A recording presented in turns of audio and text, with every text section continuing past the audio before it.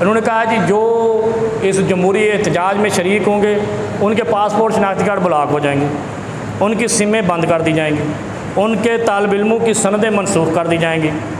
تو بھائی دو جملے ہم سے بھی لے لو، ان کے نکاح بھی منسوخ کر دو، یہ تو مولوی اکثر کرتے رہتے ہیں فرقے والے، ان کی قبرستان میں تدفین بھی بند کر دو، ان کو دکانداروں پہ چیزیں لینا بھی بند کر دو۔ کیا یہ ملک کو آدمی ہم پر مسلط ہے؟ ایک کام کرو، جو لندن سے یاجوج ماجوج کی طرح 9 سرباز یہاں وارد ہوتے ہیں اور ہمارے قومی خزانے کو نوچ کر پھر بھاگ جاتے ہیں، ان کے پاسپورٹ اور شناختی کارڈ بلاک کر دو، اس قوم کو حق حکمرانی دے دو، سارا کہانی قصہ ختم۔ لیکن تم بے شرم ہو، نبی پاک نے فرمایا کہ تم بے شرم ہو۔ نبی علیہ السلام نے فرمایا اذا لم تستحی فاصنع ما شئت، جب کوئی شخص حیا باختہ ہو جائے تو جو مرضی کرتا رہے، مخلوق کو اپنا کام کرنا چاہیے۔ جہاں پر جمہوری احتجاج کو روکا جاتا ہے وہاں جہاد بھی صعب شروع ہو جاتا ہے، اور یہ شر پسند وزیر داخلہ اس ملک میں خانہ جنگی شام کی طرح چاہتا ہے۔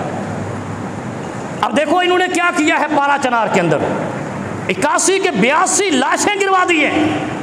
کدھر دیکھ رہے تھے تم؟ سیکورٹی تمہارے باپ نے دیکھنی ہے؟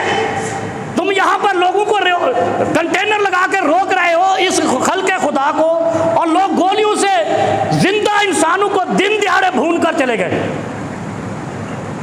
وزیر داخلہ کو فوری استعفیٰ دینا چاہیے اور اس کو پکڑ کے جیل میں ڈالو۔ یہ کیا بیانات دے رہا ہے؟ ملک پر دہشت گردی کا راج ہو رہا ہے۔ یہ کسی ملک کا ایجنٹ ہے اور اس ملک میں آگ اور خون کی ہولی کھیلنا چاہتا ہے، جس طرح شام میں تباہی پھری ہے۔ یہ بہت عرصے سے میں کہہ رہا ہوں کہ ملک کا وزیر داخلہ ملک کے لیے خطرناک ہے۔ یہ کوئی الیکٹڈ منتخب پاکستانی قوم کا نمائندہ نہیں، تو جب آپ کا نمائندہ نہیں تو آپ کا بھلا کیوں سوچے گا؟ بجائے اس کے کہ 9 سر بازو کے شناختی کارڈ اور پاسپورٹ اور سندیں اور سمیں بلاک کرے، وہ ہماری کر رہا ہے۔ او بھائی ہم اس دھرتی کے بیٹے ہیں، نہ بھاگے ہیں، نہ بھاگیں گے، نہ بھاگنے دیں گے۔ ہم یہیں جیئیں گے، یہیں مریں گے۔ یہ ملک ہمارا ہے، 9 سر بازوں کا، فراڈیوں کا، دھوکہ بازوں کا اور گوروں کے کتے نہلانے والوں کا نہیں ہے۔ اور وہاں کوئی گوروں نے ان کو بادشاہت دی ہے، وہاں ان کی نوکری